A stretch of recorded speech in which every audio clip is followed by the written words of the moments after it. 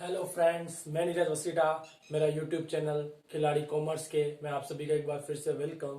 आज final year के students के लिए फाइनेंशियल मैनेजमेंट की मैं क्लास लेने वाला हूँ। फाइनेंशियल मैनेजमेंट जो अपन ने सब्जेक्ट स्टार्ट किया है बीकॉम बीबीएम के स्टूडेंट्स के लिए, जिनके लिए बहुत ही बेनिफिशियल होने वाला है। अभी जून में एग्जामिनेशन होने वाले हैं, उसके लिए काफी आपका फायदेमंद रहेगा ये चैनल। तो जिन्होंने अभी तक सब्सक्राइब नहीं किया है मेरे चैनल को फटाफट सब्सक्राइब करें। चैनल का नाम सभी को पता है, खिलाड़ी कॉमर्स के। और जो अपना प्रीवियस क्लास में अपन ने नया चैप्टर स्टार्ट किया था, कैपिटल स्ट्रक्चर थ्योरी। उसमें फर्स्ट थ्योरी मैंने आपको पढ़ा दी थी, नेट इनकम थ्योरी। थोड़ा सॉरी, आज गला मेरा थोड़ा सा खराब है। तो अपन ने प्रीवियस क्लास में अपना नेट इनकम थ्योरी बेसिस पे कैसे फॉर्मूला यूज करके अपने को वैल्यू ऑफ द फर्म और कॉस्ट ऑफ इक्विटी और कॉस्ट ऑफ ओवरऑल कैपिटल अपने को निकालना अपन ने सीखा था प्रीवियस क्लास में। प्रीवियस वीडियोस में मैंने आपको सिखाया था। आज अपन उसकी सेकंड थ्योरी पढ़ने वाले हैं, जो कि है नेट ऑपरेटिंग थ्योरी। इस थ्योरी के अकॉर्डिंग थोड़ा सा चेंजेस है, ज्यादा कुछ चेंजेस नहीं है। अगर आपको फर्स्ट वाली थ्योरी अगर अच्छे से समझ में आई है मेरे उस वीडियो से, तो ये वाली बहुत आसानी से आपको समझ में आएगी 101%, क्योंकि फॉर्मूले कुछ सिमिलर ही है, कुछ ज्यादा चेंजेस उसके अंदर है नहीं। जैसे कि अपन ने वैल्यू ऑफ द फर्म यहाँ पे EBIT अपन KO करके लिखा है, तो वहां पे जो अपना फॉर्मूला था आपको याद आ रहा होगा, KO का फॉर्मूला अपन ने लिखा था कॉस्ट ऑफ ओवरऑल कैपिटल का फॉर्मूला जो था, उसके अंदर अपन क्या कर रहे थे, EBIT अपॉन V कर रहे थे। ये फॉर्मूला अपना कुछ था, तो इसको अपन ने कुछ नहीं किया है, क्रॉस में इधर उधर लेके आए, तो V is equal to EBIT upon KO हो गया। ये फॉर्मूला यहाँ पे आप देख सकते हैं। अगर ये फॉर्मूला आपको क्लियर है तो ये फॉर्मूला बहुत इजीली हो सकता है। जो मैथ्स के बहुत सिंपल से फंडामेंटल है, उसके वजह से V इधर आ गया और KO उधर चला गया। अदरवाइज फॉर्मूला वही है। तो value of the firm V निकालने के लिए आपको क्या करना होगा, EBIT earning before interest and tax, मैंने बताया था आपको प्रीवियस क्लास में, अपॉन KO का मतलब वही आपका कॉस्ट ऑफ ओवरऑल कैपिटल। अगर आप ऐसा करेंगे तो total value of the firm आपकी आ जाएगी। वैल्यू ऑफ द फर्म को और अपन कैसे निकाल सकते हैं, वो भी अपन ने प्रीवियस क्लास में सीखा था कि S प्लस डी। एस का मतलब यहाँ पे इक्विटी से है, आपको बताया था मैंने प्रीवियस क्लास में, और डेट का मतलब यहाँ पे डेट से है। तो ये आपको पहले से ही क्लियर है, आसानी से आप समझ सकते हैं। तो फर्म के अंदर जो कैपिटल स्ट्रक्चर होता है, डेट और इक्विटी का कॉम्बिनेशन होता है। तो कितना इक्विटी और कितना डेट है, दोनों को अगर प्लस कर दिया जाए तो टोटल वैल्यू आ जाएगी आपके फर्म की। सपोज आपके पास 20 लाख के इक्विटी शेयर है और 20 लाख के डिबेंचर्स है, तो टोटल आपकी वैल्यू ऑफ द फर्म हो गई 40 लाख। तो अपन ने क्या किया, इक्विटी और डेट को प्लस कर दिया, वही चीज यहाँ पे हो रही है। और के अपन ने कॉस्ट ऑफ इक्विटी जो निकाली थी, उसका फॉर्मूला था आपका EBIT माइनस आई, जिसको आप डायरेक्टली इबिट भी बोल सकते हो, क्योंकि आई हट चुका है तो क्या बचा, सिर्फ इबिट अपॉन एस। एस का मतलब वही इक्विटी शेयर्स के होल्डर्स की जो अर्निंग्स है उसके बारे में बात होगी। इक्विटी शेयर्स जो अभी कैपिटल है उसके लिए अपन बोल रहे हैं यहाँ पर। तो EBIT माइनस आई, EBIT मतलब earning before interest and tax में से अगर इंटरेस्ट को हटा दिया जाए तो इबिट बचेगा, उसको एस से डिवाइड करोगे तो आपका KE कॉस्ट ऑफ इक्विटी आ जाएगा। तो बस ये फॉर्मूले आपको यूज करने हैं, और नेट ऑपरेटिंग थ्योरी के बेसिस पे आप कुछ भी जो क्वेश्चन आपसे पूछेगा वो आप कैलकुलेट कर सकते हैं बहुत easily. Value of the firm निकाल सकते हैं, KE निकाल सकते हैं, KO निकाल सकते हैं। अब आज अपन कुछ प्रैक्टिकल प्रॉब्लम्स यहाँ पे लेंगे, उसके अलग अलग केसेस पे अपन बात करेंगे और इस फॉर्मूले को यूज करके उसको सोल्व करने की कोशिश करेंगे। स्टार्ट करते हैं अपन एक क्वेश्चन, में आपके लिए रीड करूंगा यहाँ से। क्वेश्चन है, Vinod limited has expected annual net operating income before interest and tax. मतलब आपको EBIT दे रखा है, फर्स्ट केस में ले रहा हूँ, केस नंबर फर्स्ट यहाँ पर, और आपको दे रखी है EBIT दे रखी है। EBIT आपको दे रखी है 3 लाख, क्वेश्चन में ऑलरेडी गिवन है, वो मैं यहाँ लिख रहा हूँ। क्वेश्चन की डिटेल पहले ले लेते हैं। देन क्वेश्चन आगे बढ़ता है, the cost of debt is 12%, और आपका डेट का जो कॉस्ट है, डेट इंटरेस्ट रेट जिसको आप बोल सकते हो, इंटरेस्ट ऑन डेट आपका रेट चल रहा है 12%, और the outstanding date amount is 10 lakh. मतलब आपके पास डेट जो है वो 10 लाख का है। इसको अपन इस तरीके से भी लिख सकते हैं, डेट दे रखा है आपको is equal to 10 lakh rupees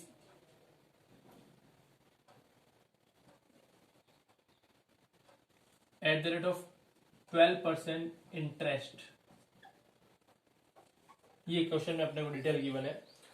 और the overall capitalization rate of the company is 15%। Overall capitalization rate का मतलब कॉस्ट ऑफ ओवरऑल आपको दे रखा है, KO दे रखा है, इज इक्वल टू आपका 15%। तो आपको direct KO, cost of overall capital का मतलब होता है KO अपन कॉस्ट को K से डिनोट करते हैं, यहाँ पे O का मतलब ओवरऑल कैपिटल, तो वो गिवन है क्वेश्चन में 15%। उसके अलावा you are required to calculate total market value of the firm and the equity capitalization rate of company according to the net operating theory. निकालना क्या है आपसे एक तो वैल्यू ऑफ द फर्म पूछ रहा है और एक आपसे पूछ रहा है के ई। ये दो चीजें इस क्वेश्चन में मिसिंग है जो आपको कैलकुलेट करनी है इस क्वेश्चन की डिटेल के बेसिस पर। कौन सा फॉर्मूला यूज करना है? नेट ऑपरेटिंग थ्योरी का। तो फर्स्ट केस अपन सोल्व करने जा रहे हैं। अपने को ईबीआईटी गिवन है, डेट गिवन है, अपने को केओ दे रखा है और वी निकालना है और के निकालना है। तो first of value of the firm का फॉर्मूला अपन इजीली यहाँ पे कोड कर सकते हैं। जो फॉर्मूला अपन ने लिखा है, फॉर्मूला बहुत इजी है, ईबीआईटी अपॉन के ओ। तो ईबीआईटी अपने को गिवन है यहाँ पे 3 लाख रुपीज, ये 3 लाख रुपीज अपन ने ले लिया है यहाँ पे। अपॉन के ओ आपको दे रखा है 15%। 15% का मतलब ऊपर 100 चला गया। तो ये अपन अगर सोल्व करेंगे यहाँ पे तो ये वैल्यू आ गई, वैल्यू ऑफ द फर्म आपकी डायरेक्टली 20 लाख। ये वैल्यू आ चुकी है आपकी value of the firm 20 lakh. अब आपको पता है V is equal to S plus D होता है, जिसमें वैल्यू ऑफ द फर्म आपको पता है, V पता है 20 लाख है यहाँ पर। और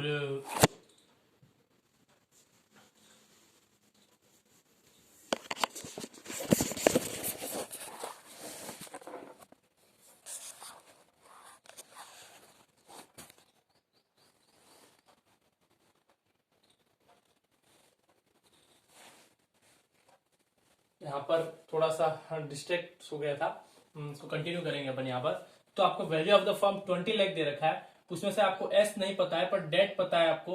डेट आपका पता है, आपको कितना दे रखा है? 10 लाख। तो 10 लाख रुपीज आपका डेट यहाँ पर ऑलरेडी आपको पता है। तो इस 10 लाख फिर अपन मिसिंग फ्रीक्वेंसी से एस निकाल सकते हैं और एस आपका आ गया 10 लाख रुपीज। तो 10 लाख रुपीज आपका एस आ चुका है। एस का मतलब अपने को पता है, इक्विटी से मतलब है, यहाँ पर इक्विटी अपन यहाँ पर डिनोट किया था। तो के निकालना बहुत आसान हो गया अपने लिए। के का फॉर्मूला अपने को पता है, K is equal to EBIT upon I minus I upon S. तो ईबीट निकल जाएगा। ईबीआईटी अपने को पता है 3 लाख रुपीज है अपना। उस 3 में से इंटरेस्ट अगर अपन कैलकुलेट करें तो 10 लाख का 12% इंटरेस्ट कितना होगा? 1,20,000 रुपया। तो 1,20,000 अगर अपन ईबीआईटी में से माइनस कर दें इजीली तो अपना ईबिट आ जाएगा। तो ये 1,20,000 में से जब अपन ने इसको माइनस किया और एस अपन ने भी कैलकुलेट किया हुआ आया था अपना 10 लाख। तो 10 लाख ऊपर आप वैल्यू सोल्व करेंगे तो 180 आएगा। 180 को जब आप 10 लाख से डिवाइड करेंगे तो जो वैल्यू आएगी इंटू 100, आप परसेंटेज में कन्वर्ट करें तो इंटू 100 से लेना होगा आपको। तो 18% जो आपकी कॉस्ट आ गई है वो आ गई है, के ई आ गया है आपका। के ई सोल्व हो चुका है। तो दोनों जो चीजें मिसिंग थी, ये वैल्यू ऑफ द फर्म अपन ने निकाल दी 20 लाख, के ई अपन ने निकाल दिया 18%। तो ये दोनों ही क्वेश्चन के जो आपसे पूछा गया था किसके बेसिस पे? नेट ऑपरेटिंग थ्योरी के बेसिस पे वो अपन ने कैलकुलेट करके इजीली उसको सोल्व कर लिया है। एक बार फिर से मैं इसको रिवाइंड करूंगा क्वेश्चन में। फर्स्ट ऑफ ऑल तो ये अपन ने आज के फॉर्मूले सीखे थे, बहुत इजी, जो प्रीवियस क्लास में अपन ने डिस्कस किए थे उसी में बेसिस फॉर्मूले थे, सिमिलर फॉर्मूले थे। अब केस अपने सामने रखा गया कि ईबीआईटी आपको गिवन था 3 लाख रुपीज, क्वेश्चन ने दे रखा था क्लियर कट आपको, earning before interest and tax. Debt आपको गिवन था 10 लाख रुपया, जिसपे 12% की रेट से आपका इंटरेस्ट चल रहा है। केओ का मतलब आपका overall cash cost of capital, वो आपको 15% गिवन है। और वैल्यू ऑफ द फर्म जो है यहाँ पर वो यहाँ पे आपको गिवन नहीं है और के ई आपको गिवन नहीं है। मतलब दो चीजें आपको यहाँ पे मिसिंग कर रखी है जो कैलकुलेट करनी है किस बेसिस पे? नेट ऑपरेटिंग थ्योरी के बेसिस पे। तो फॉर्मूला अपने को फर्स्ट ऑफ अप्लाई करना पड़ेगा, वैल्यू ऑफ द फर्म निकालनी है अपने को। तो फॉर्मूला अपन ने अभी सीखा ईबीआईटी अपॉन केओ। तो ईबीआईटी अपना गिवन था यहाँ पे 3 लाख रुपीज और केओ अपने को दे रखा था 15%। उसके बेसिस पे अपना 20 लाख रुपीज क्या आ गया? वैल्यू ऑफ द फर्म आ गया। वैल्यू ऑफ द फर्म का मतलब इसके अंदर इक्विटी भी है और डेट भी है, क्योंकि वी इज इक्वल टू क्या होता है? S plus D. एस का मतलब इक्विटी और डी का मतलब डेट। तो यहाँ पर डेट अपने को ऑलरेडी पता है, क्वेश्चन में गिवन था 10 लाख रुपया और वी अपने ने कैलकुलेट किया 20 लाख आया। तो इक्विटी मिसिंग फ्रीक्वेंसी से आराम से इजीली निकाल सकते हो, इक्विटी आपकी 10 लाख हो जाएगी। सीधी सी बात है कि total value of the firm अगर 20 लाख है, 20 में से अगर 10 लाख डेट का अमाउंट है तो बचा हुआ 10 इक्विटी का हो गया। तो 10 लाख रुपया आपका एस निकल गया। अब फॉर्मूला आपका के वाला लग सकता है। के का फॉर्मूला कितना है? ईबीआईटी माइनस आई। ईबीआईटी का मतलब earning before interest and tax, जो गिवन है 3 लाख रुपीज। इसमें से माइनस करना है आई, इंटरेस्ट। तो 10 लाख का आपने रेट ले रखा है, उस पर रेट ऑफ इंटरेस्ट 12% चल रहा है। 10 लाख का 12% अगर आप कैलकुलेट करेंगे तो आएगा 1,20,000 रुपया, 1,20,000। उसको इसमें से माइनस करेंगे अगर आप तो बचेगा 180 डिवाइड बाय एस आपका 10 लाख। फॉर्मूले को जब सोल्व किया तो वैल्यू आ गई कॉस्ट ऑफ इक्विटी की 18%। तो ये दो चीजें आपने बहुत आसानी से इस फॉर्मूले पे कितनी आसानी से कैलकुलेट किया आपने देखा। यहाँ पे आप भी कर सकते हैं बहुत आसानी से, इस वीडियोस के थ्रू आप सीख सकते हैं कैसे अपने को कॉस्ट ऑफ ओवरऑल कैपिटल दे रखा हो या कॉस्ट ऑफ इक्विटी कैलकुलेट करना हो, value of the firm calculate करना हो, किस बेसिस पे? नेट ऑपरेटिंग थ्योरी के बेसिस पे। अब केस थोड़ा सा चेंज करेंगे यहाँ पे और करके देखते हैं एक्सरसाइज और प्रैक्टिकल प्रॉब्लम्स अपन सोल्व करते हैं इसके और केसेस, तो उससे आपको टॉपिक बहुत अच्छे से ये थ्योरी पूरी क्लियर हो जाएगी। देखते हैं क्या होता है। तो यहाँ पर अब मैं इस केस को चेंज कर रहा हूँ, केस नंबर 2 अपन यहाँ पर लेंगे, उसको सोल्व करेंगे, उसमें क्या चेंजेस है देखते हैं, क्या क्या गिवन है और क्या अपने को फाइंड आउट करना है। यहाँ पे देखते हैं, यहाँ पे अब केस नंबर जो 2 है आपका बेटा, वो ये कहता है if the company decided to raise a sum of 5 lakh through debt at a cost of 12%। अब क्या कह रही है कंपनी, केस तो वही सेम है, उसके अंदर क्या चेंजेस करने हैं वो देख लेते हैं अपन। ईबीआईटी अपना पहले से ऑलरेडी गिवन है, ईबीआईटी अपन वही रहने देंगे 3 लाख, उसमें चेंजेस नहीं कर रहे हैं अपन। फिर अपने को केओ भी दे रखा है 15%, तो वो भी अपने को क्लियर है यहाँ पर। उसके अलावा अपने को डेट ऑलरेडी दे रखा था, डेट दे रखा था पहले का 10 लाख रुपए का डेट था आपका, और एट द रेट उस पर 12% इंटरेस्ट रेट चल रही थी आपकी, ये अपने को दे रखा था क्वेश्चन में। फिर उसमें केस में चेंजेस ये किया, if the company decided to raise a sum of 5 lakh through a debt at a cost of 12% and issue the proceed pay off the equity share holder, और क्या करती है उस पैसे से इक्विटी शेयर होल्डर को पे कर देती है। इट मींस इक्विटी को कम कर रही है और डेट को कंपनी क्या करना चाह रही है, बढ़ाना चाह रही है। तो यहाँ पे अपन देख सकते हैं डेट यहाँ पे 5 लाख से रेज होगा, raise debt by ₹5 lakh, 5 lakh से आपको डेट को बढ़ाना है तो बढ़ा देंगे, कोई बड़ी बात नहीं है। अब वापस इस केस के बेसिस पे क्या चेंजेस होंगे वो देखना होगा अपने को। तो अपन ऑलरेडी प्रीवियस केस में वैल्यू ऑफ द फर्म अपन निकाल चुके हैं, उस वैल्यू ऑफ फर्म के बेसिस पे अगर अपन बात करें तो डेट और इक्विटी का कॉम्बिनेशन अगर अपन बात कर रहे हैं तो क्या चेंजेस आएगा वो देखेंगे अपन यहाँ पर। तो फर्स्ट ऑफ ऑल वापस आपका केओ आपको निकालना वही है, केओ और केई, क्या फर्क पड़ेगा देखते हैं। तो केओ पे तो कोई खास फर्क पड़ने वाला नहीं है, क्योंकि इक्विटी से निकाल के आप डेट में डाल रहे हो, तो वैल्यू ऑफ द फर्म तो सेम रहेगी। अगर मैं ये बोलता हूं कि आपका value of the firm 50 lakh रुपया है फर्म की वैल्यू, तो इसमें 20 लाख का इक्विटी और 30 लाख का डेट है। अब मैं ये बोलता हूं कि 10 लाख का डेट कम करके 10 लाख के नए इक्विटी इश्यू कर दिए, तो फर्क क्या पड़ा, फर्म की वैल्यू तो वही रही, डेट में से 10 लाख कम हो गया और इक्विटी में 10 बढ़ गया, तो बस 30 + 20 50 ही हुआ। तो ओवरऑल कॉस्ट ऑफ जो आपका कैपिटल है उसमें तो आई थिंक कोई फर्क पड़ेगा नहीं। तो यहाँ पे केओ इज इक्वल टू आपका फॉर्मूला आपको पता है, ये फॉर्मूला क्या लगाना, ईबीआईटी अपॉन केओ। तो ईबीआईटी अपॉन केओ अपन करने जाए यहाँ पे, तो ईबीआईटी अपना आ चुका है कितना, गिवन है 3 लाख रुपीज। 3 लाख रुपीज को अगर अपन डिवाइड करें केओ 15% से, तो वैल्यू जो आएगी वो आपकी होगी 20 लाख रुपीज। तो इसमें तो कोई चेंजेस होगा नहीं। तो फर्स्ट ऑफ ऑल आपका वैल्यू ऑफ द फर्म आ चुका है 20 लाख रुपीज, जो अपन ने प्रीवियस केस में भी फाइंड आउट किया था वो सेम रहा, कोई चेंजेस नहीं है। उसका रीजन मैंने बताया क्यों चेंज नहीं हुआ। अब बात ये आती है कि आगे अपने को जो फाइंड आउट करना है, वैल्यू ऑफ द फर्म अपन निकाल चुके हैं, अब डेट और इक्विटी की बात यहाँ पे हो रही है। तो इस बार डेट अपन ने क्या बोला, 5 लाख रुपए से अपन बढ़ाना चाह रहे हैं, तो वैल्यू ऑफ द फर्म जो है वैल्यू इज इक्वल टू क्या होती है, एस प्लस डी। तो एस अपने को पता नहीं है, यहाँ पर वी अपन फाइंड आउट कर चुके हैं, जो कितना आ चुका है अपना 20 लाख। तो 20 लाख रुपीज अपन यहाँ पे रख लेते हैं फॉर्मूले में, इज इक्वल टू एस नहीं पता है, डेट आपका 10 ऑलरेडी था, 5 से वो डेट को बढ़ाना है, तो 10 + 5 15 लाख रुपए आपका डेट हो गया।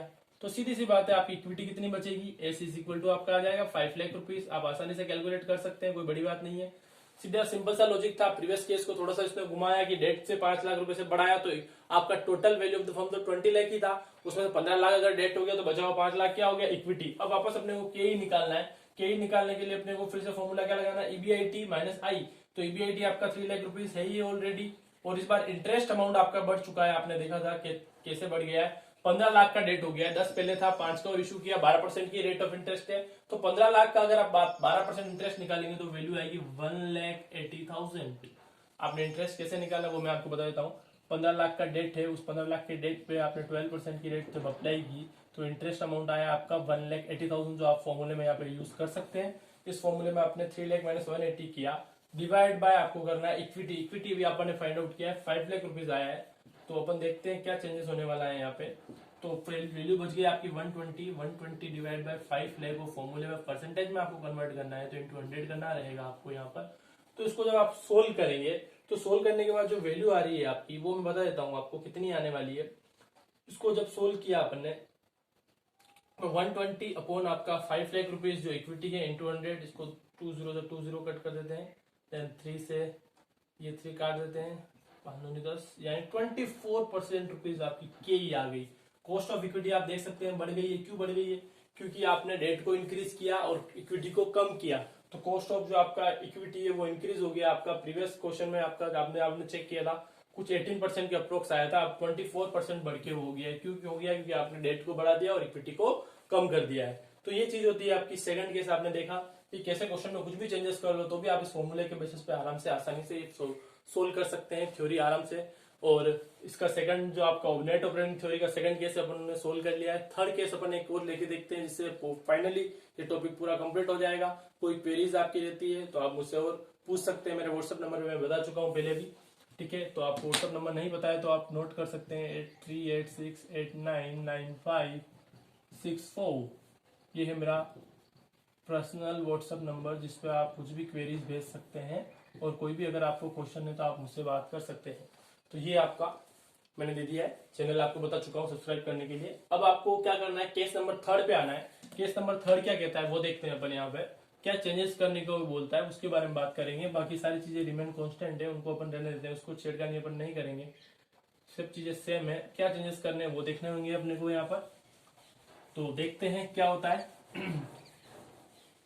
केस नंबर 3 जो आपका है वो ये कहता है कि अगर आपका सी पार्ट कहाँ गया,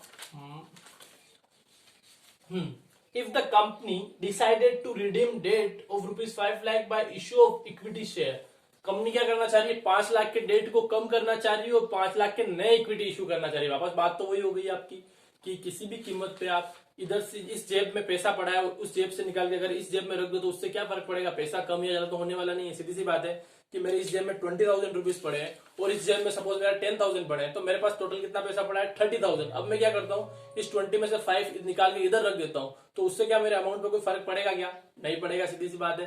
तो यहाँ पर भी वही हो रहा है बेटा कि डेट और इक्विटी का कॉम्बिनेशन जो चल रहा है उसमें आप डेट को कम करके इक्विटी को बढ़ा रहे हो और इक्विटी को बढ़ा के डेट को कम कर रहे हो, तो आपकी वैल्यू ऑफ द फर्म तो वही सेम रहने वाली है।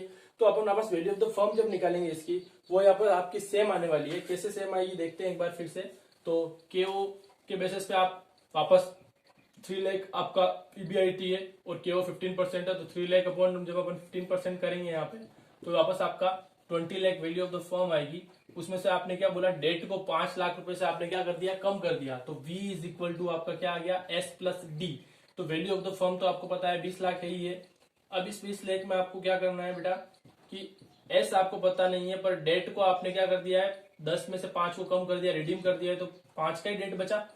तो इसका मतलब अल्टीमेटली एस आपका कितना हो गया, 15 लाख रुपीज आपको क्या हो गई, इक्विटी हो गई। 20 में से 5 का डेट है तो बचे 15 क्या होगी, इक्विटी होगी, सीधी सी बात है। तो 15 लाख की इक्विटी आ चुकी है। के जब आपको निकालना है तो ईबीआईटी का फॉर्मूला वही आपका, ईबीआईटी आपको दे रखा है 3 लाख रुपया। उस 3 लाख में से अब आपको इंटरेस्ट माइनस करना है, तो रेट ऑफ इंटरेस्ट आपकी 12% चल रही है। वो 5 लाख का डेट अपन ने क्या कर दिया है, रिडीम कर दिया है। रिडीम करने का मतलब खत्म कर दिया है। तो अब डेट कितना बचा, ओनली 5 का ही बचा। तो इस 5 लाख रुपीज के डेट पे आपको निकालना है 12% इंटरेस्ट, यानी वो आएगा 60,000। तो यहाँ पर आपको माइनस सिर्फ ओनली 60,000 ही माइनस करना है, डिवाइड बाय इक्विटी। तो 15 लाख की इक्विटी आपके पास है, तो ये 15 लाख रुपीज आप यूज करेंगे और फॉर्मूले का 100 ही है आपका। इसको सोल्व करेंगे तो देखो 16% आपकी के ही आ गई। अब देख सकते हैं आप क्लियरली यहाँ पर कि जब भी आप डेट को रेज करते हैं, बढ़ाते हैं, तो कॉस्ट ऑफ इक्विटी भी बढ़ता है, और जब आप डेट को कम करते हैं तो कॉस्ट ऑफ इक्विटी भी डिक्रीज होता है। प्रीवियस केस में देखा था अपने 24% आया था, क्योंकि वहां पर डेट 15 लाख था और इक्विटी 5 लाख था। यहाँ पर अपन ने डेट को कम किया, इक्विटी को बढ़ाया, तो कॉस्ट ऑफ इक्विटी क्या हो गई, रिड्यूस हो गई, कम हो गई, डिक्रीज हो गई। आप देख सकते हैं। तो तीनों केसेस में नेट इनकम ऑपरेटिंग थ्योरी के बेसिस पे अपन ने क्लियर किया कि कब डेट अगर जब भी बढ़ेगा तो उस केस में क्या होगा, डेट बढ़ाने के केस में आपकी कॉस्ट ऑफ इक्विटी भी बढ़ेगी, और जब आप डेट को कम करेंगे तो कॉस्ट ऑफ इक्विटी भी कम होगी। ये अपन ने प्रैक्टिकली सोल्व करके देखा, फॉर्मूलेस को यूज किया।